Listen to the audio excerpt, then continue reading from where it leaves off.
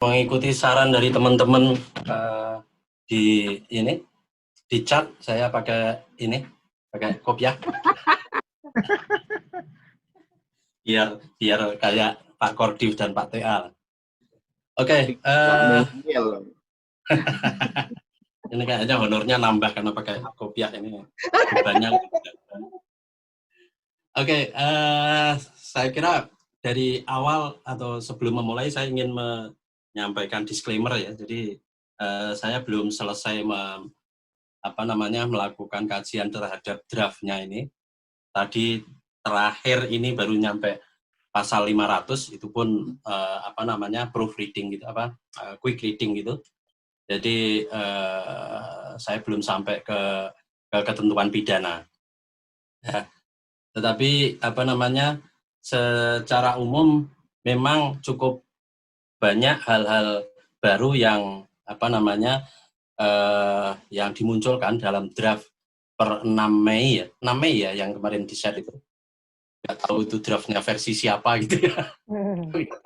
Versi balik ya, versi balik yang menurut saya juga perlu dicermati. Saya mencatat beberapa hal baru sampai pembacaan ke pasal 500 itu, baik yang menyangkut tentang kelembagaan maupun sistem pemilu, pembiayaan dan lain sebagainya. Pertama, saya akan sistematika presentasi ini saya akan memulai dari hal-hal baru yang ada di RUU ini, terus kemudian nanti di belakang baru yang terkait dengan pengawasan pemilu.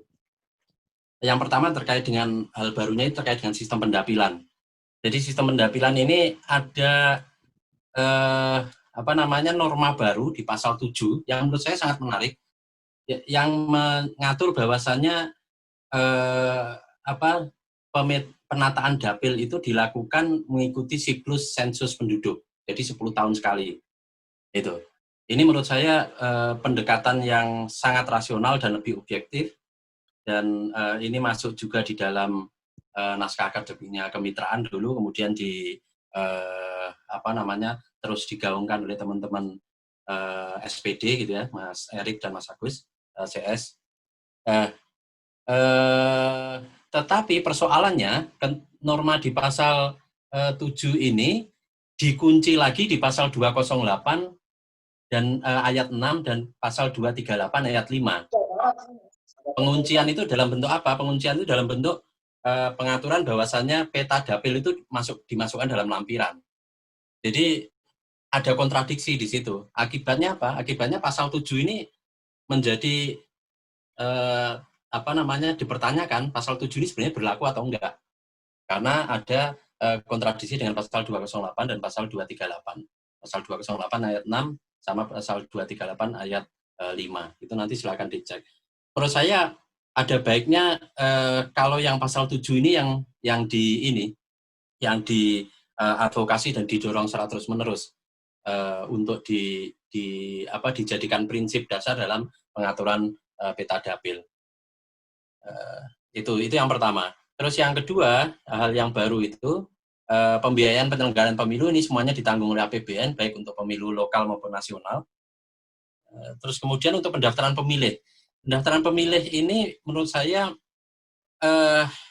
masih belum ada perubahan signifikan dibandingkan dengan Undang-Undang 7.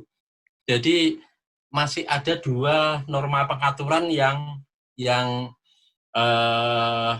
berpotensi kontradiktif ya, Jadi di satu sisi ada kewajiban KPU untuk melakukan pemeliharaan data pemilih berkelanjutan, itu tetap dimasukkan di dalam draft RUU ini, tetapi norma pengaturan tentang sistem penyusunan daftar pemilih itu masih mengikuti pola lama. Jadi ada DP4 yang datanya disediakan oleh pemerintah dan sebagainya. Jadi sebenarnya kalau boleh saya katakan sistem pendaftaran pemilih di dalam RUU ini masih belum bergerak maju menuju ke continuous voter registration system. Jadi masih tetap periodic list.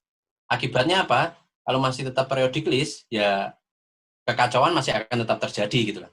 Kekacauan karena data dari pemerintah yang menurut KPU jelek, pemerintah menganggap KPU-nya yang jelek dan lain sebagainya. Kira-kira masih akan sama polanya. Dan nanti Bawaslu untuk pengawasan juga masih akan menghadapi masalah yang sama.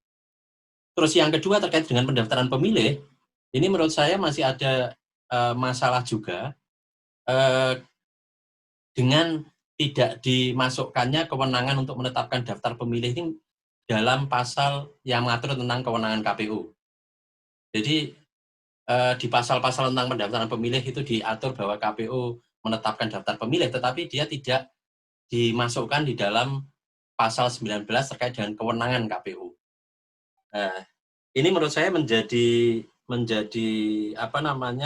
potensi masalah karena ini akan membuka celah bagi KPU untuk selalu menghindar. Ini sebenarnya bertanggung jawab siapa itu kan, selama ini kayak gitu kan. KPU lempar ke pemerintah, pemerintah lempar ke KPU kayak gitu. Nah, menurut saya kalau pengen baik sebenarnya pendaftaran pemilih ini, kewenangannya itu harus di-state secara jelas di dalam pasal yang mengatur tentang tugas dan wewenang KPU dan dimasukkan dalam wewenang KPU untuk menetapkan daftar pemilih. Jadi nanti kita tahu siapa yang bertanggung jawab gitu. Jadi kalau ada masalah di daftar pemilih, ya KPU yang bertanggung jawab karena itu masuk kewenangan KPU. Nah itu isu itu sebenarnya saya masukkan dalam tulisan saya yang dievaluasi pemilunya Bawaslu itu. Kalau itu tidak didorong ke sana, ya dualisme dan konflik kewenangan itu nanti akan tetap muncul, saling menyalahkan. Gitu. Terus berikutnya ini tentang sistem keserentakan. Jadi sistem keserentakan ini sudah di draft itu diatur pemilu lokal nasional ya, pemilu lokal nasional. Sistem pemilu lokal nasional ini ya bisa diperdebatkan sih ya, bisa diperdebatkan itu baik atau enggak.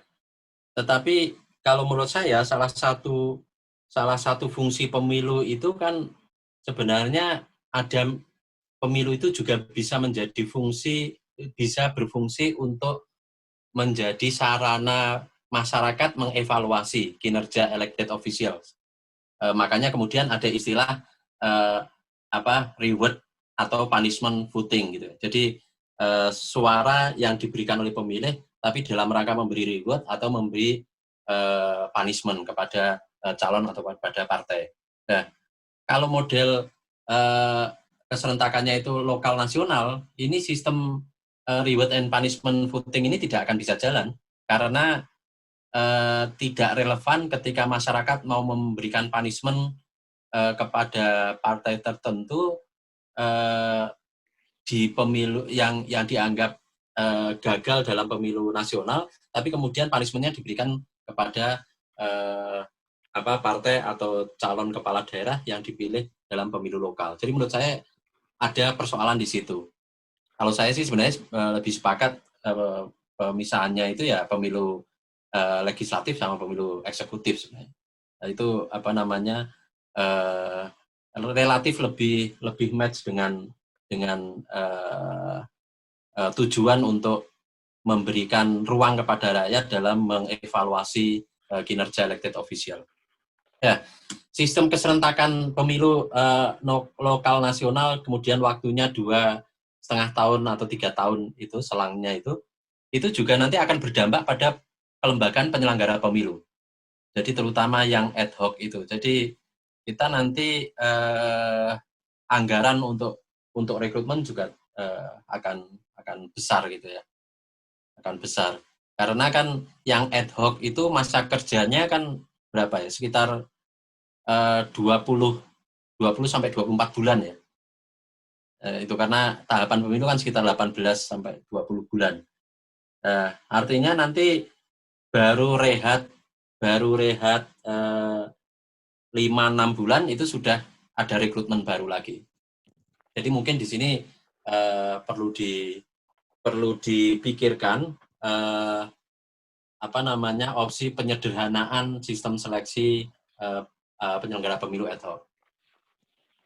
Terus kemudian ada PT ya, PT 7%, ini kayaknya sedang jadi perdebatan di Senayan. Kemudian berikutnya ini tentang kepesertaan pemilu. Jadi kepesertaan pemilu ini ada beberapa catatan ya. Jadi pasal 182 ayat 2 itu huruf K itu redaksionalnya aneh, nanti bisa dicek. Terus kemudian saya nggak tahu ini ada masalah di rumusan normanya atau gimana, tetapi kalau dibaca pasal 182 ayat 2 huruf V, itu menyebabkan petahana tidak boleh maju. Jadi orang petahana itu nggak boleh maju, padahal di ayat sebelumnya, di huruf sebelum V itu apa? U. Di huruf U itu yang dilarang itu 2 kali di jabatan yang sama, tetapi di huruf V ini rumusan normalnya itu menimbulkan penafsiran bahwasannya petahana tidak boleh maju lagi, karena di situ diatur calon tidak boleh maju di ini yang sama. Terus kemudian ada juga masalah ini terlalu banyak, nanti bisa dibaca. Yang penting juga untuk untuk dilihat itu ini threshold pencalonan kepala daerah ini menggunakan threshold nasional di pasal 192 dan 198. Ini menurut saya nggak relevan, saya nggak tahu ini drafternya ini salah merumuskan norma atau bagaimana. Jadi calon kepala daerah itu partai yang boleh mengusung itu menggunakan ketentuan threshold nasional. Menurut saya itu nggak tepat, karena kalau mau threshold ya threshold lokal, karena dia pilkada gitu.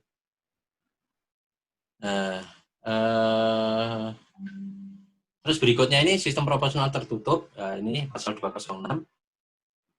Tetapi problemnya mekanisme seleksi internal atau pre-electionnya ini tidak diatur secara jelas. Jadi masih sama dengan Undang-Undang 7. Ini nanti Bawaslu akan memiliki tantangan yang berat untuk mengawasi seleksi internal ini. Gitu. Karena kalau ketika sistemnya tertutup, proporsional tertutup, maka seleksi internal ini menjadi kunci. Gitu.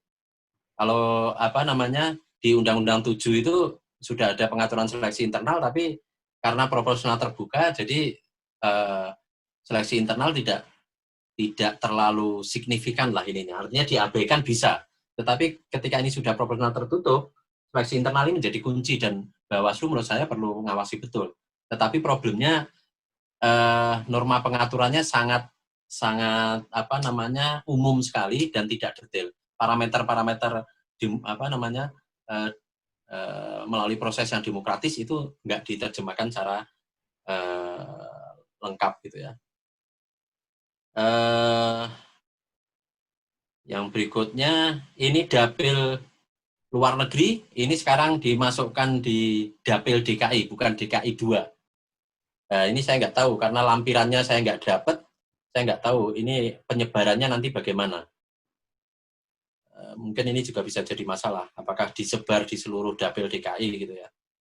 Bagaimana juga belum jelas. Kemudian pasal 235 dan 258 ini tentang sistem penentuan calon terpilih, ini juga membingungkan, jadi urutannya terbalik, sepertinya terbalik. Jadi pluralitas dulu, baru mayoritas. Itu ayat 1 itu mengatur pluralitas, ayat 2 baru mengatur mayoritas. Ini kayaknya kebalik ini. Nah, ini berikutnya saya masuk tentang pengawasan pemilu ya, ketentuan tentang pengawasan pemilu. Jadi kalau kita lihat di ketentuan tentang pengawasan pemilu ini,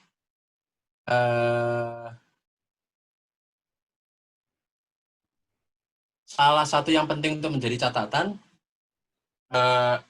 terkait dengan ini, huruf G. Jadi salah satu kewenangan Bawaslu itu adalah mengawasi keputusan pejabat yang berwenang yang terkait dengan pelanggaran netralitas ASN itu. Ini menurut saya sih perlu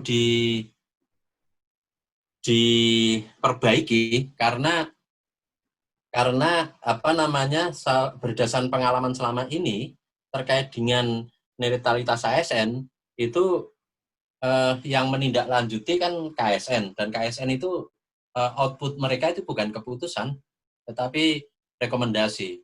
Nah, sedangkan di draft ini yang dicantumkan masih sama dengan Undang-Undang 7 itu keputusan.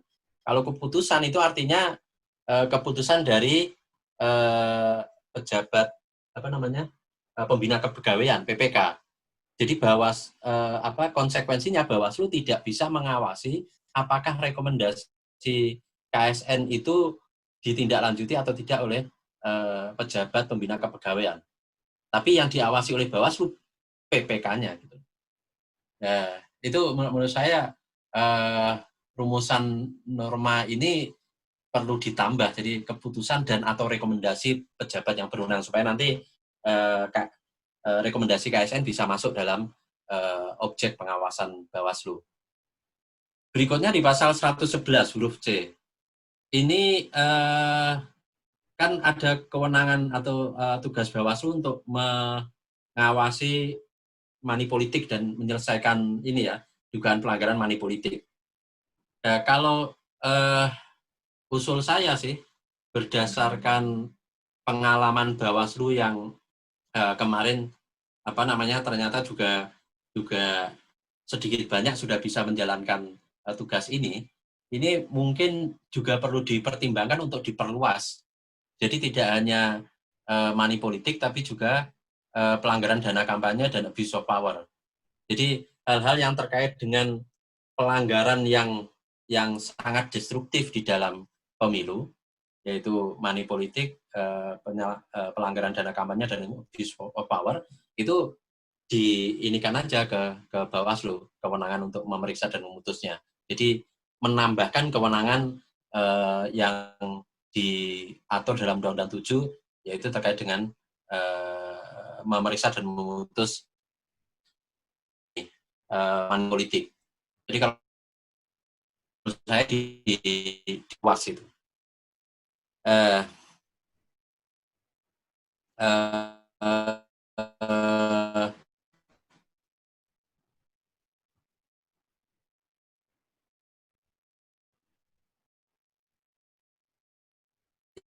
yang berikutnya ini pasal putus-putus Mas. 113 dan 117 ini terkait dengan wewenang untuk memutus penalti. Ini ya masih putus-putus enggak? Udah lancar. Halo?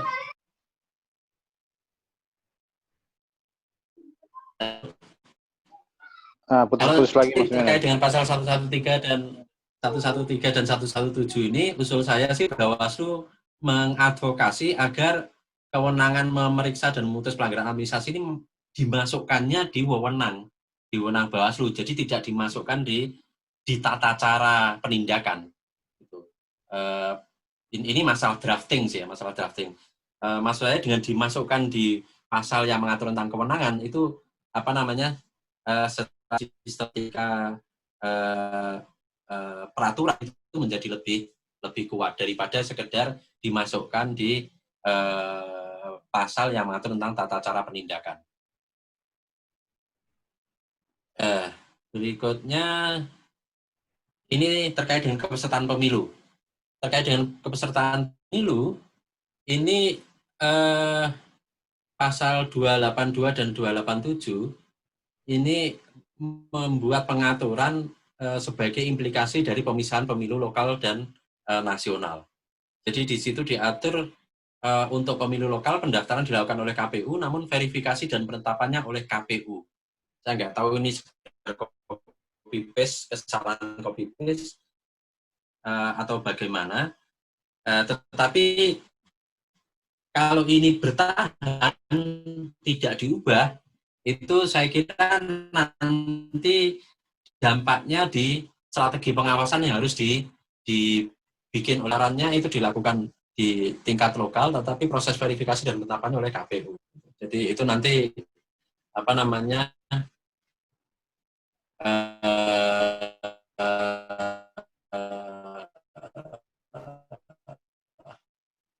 Putus-putus, Mas Eh, Minan.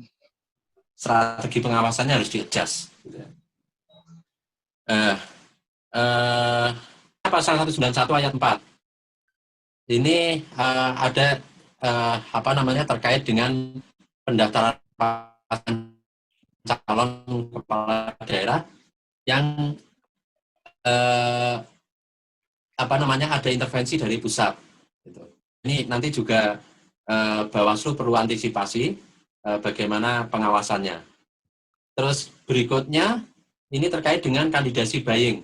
Itu pasal 205 dan pasal 210 dan pasal 228. Ini di sini meskipun di Undang-Undang 7 sudah ada, itu tetapi menurut saya sebenarnya Bawaslu dari frasa imbalan ini.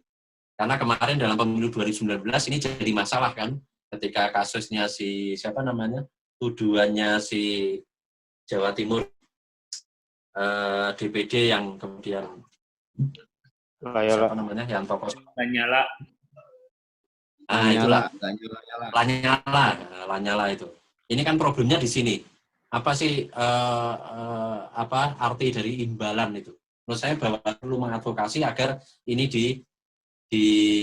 apa namanya diperjelas. Berikutnya ini tadi saya singgung pre-election atau sistem seleksi internal dalam proses pengusulan bakal calon, rekrutmen bakal calon. Ini tidak ada parameter yang jelas. Ini menurut saya Bawaslu perlu benar-benar mengantisipasi. Bawaslu pernah melakukan ini pengawasan pre-election, pengawasan seleksi bakal calon. Ini kalau sistem proporsional tertutup disepakati, ya. Itu Bawaslu perlu di situ. Berikutnya ini terkait dengan pemberian suara secara elektronik dalam pilkada. Ini Bawaslu juga perlu menyiapkan strategi pengawasannya, dan menurut saya ada dua aspek yang perlu dipertimbangkan. Pertama, pengawasan sebelum hari H, ini menyangkut tentang keandalan sistem IT-nya. Yang kedua, pengawasan setelah hari H, ini untuk IT forensiknya. Jadi jika nanti misalnya ditemukan ada dugaan pelanggaran, nah itu Bawaslu harus menyiapkan dua aspek pengawasan ini, pengawasan sebelum sama pengawasan sesudah hari H. Yang sebelum itu apa namanya audit, semacam audit sistem IT gitu ya, untuk melihat keandalannya. Kalau yang setelah ini IT forensiknya. Sedikit lagi untuk daftar pemilih, ini tadi sudah ya. Terus untuk kampanye ini ada yang menarik. Jadi ada pengaturan baru tentang kampanye bersama capres dengan partai dan caleg, pasal 272 dan 273. Ini nanti perlu diantisipasi bagaimana pengawasannya, terutama pencegahan pelanggaran dan pencegahan konfliknya. Karena ada juga mungkin potensi itu. Terus yang kedua terkait dengan dana kampanye, ini ada yang menarik. Jadi ada sesuatu yang baru. Jadi ada perbedaan pengaturan terkait dengan dana kampanye. Jadi untuk Pilpres itu untuk Pileg dan Pilkada itu dana kampanye itu hanya boleh berupa uang. Itu cek di pasal 428, 436, 440, 448. Jadi untuk di luar Pilpres itu dana kampanye itu hanya boleh berupa uang, nggak ada jasa. Nah, kalau sebelum-sebelumnya kan bisa uang dan jasa. Tapi untuk Pilpres itu bisa uang dan bisa jasa. 425 ayat 2. Nah, terus yang kedua, untuk kampanye Pilpres itu dia diatur di pasal 422 ayat 3 bisa didanai dari APBN. Nah, tetapi di pasal 450 ayat 1 itu ada larangan kandidat menerima dana kampanye dari pemerintah. Nah, jadi ini masih unik, ini masih ada kontradiksi. Ini menurut saya juga nanti perlu diadvokasi oleh Bawaslu mana yang benar ini sebenarnya. Kalau dana kampanye dibatasi dalam bentuk uang itu menurut saya bagus karena lebih memudahkan pengawasannya, apalagi kalau uangnya harus semuanya transfer gitu ya, cashless, apa namanya, nggak ada jasa dan uang barang. Tetapi saya nggak yakin ini nanti bisa jalan.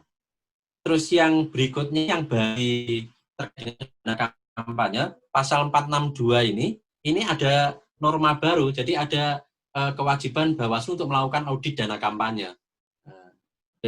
Tetapi di sini tidak diatur ketentuan kebolehan Bawaslu melibatkan KAP. Meskipun di pasal berikutnya ada apa namanya norma delegatif gitu yang yang memberikan kewenangan pada Bawaslu untuk menyusun peraturan ya terkait dengan ini. Tetapi ini sesuatu yang baru, jadi Bawaslu bisa melakukan audit dana kampanye. Nah, ini akan membutuhkan kesiapan Bawaslu, kompetensi lah ya, kompetensi. Berikutnya ini apa namanya pasal 500 saya kira nggak usah ya. Mungkin sementara tapi belum bisa mendekat ini kode, jadi nanti harus ada sesi berikutnya kira-kira begitu. Terima kasih. Assalamualaikum warahmatullahi wabarakatuh.